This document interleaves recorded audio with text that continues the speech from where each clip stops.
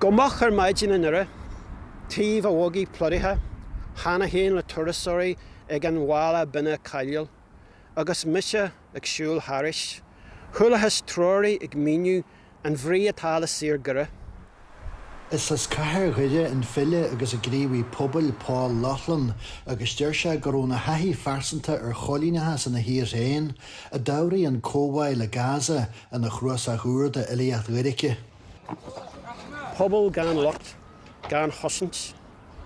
Ag tóir faidir fásta, na cathlanga, tankana is etchelan ag timpelú na níní seo.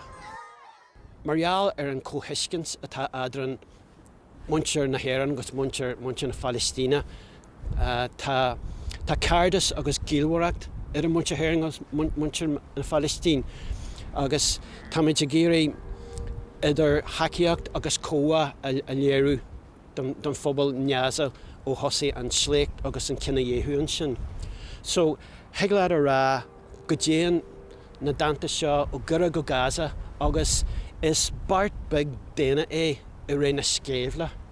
Níos mó na fiche daine tá sa chnuasach Dorn san éir a tá ainmnithe ag Paul an ómós don chraoltóir Rónan Mac Aodha Bhuí a fuair buas a fiche trí, colm cille press a dulsí agus seothar a muarach a nide mar chud de le idir náisiúnta na leabhar.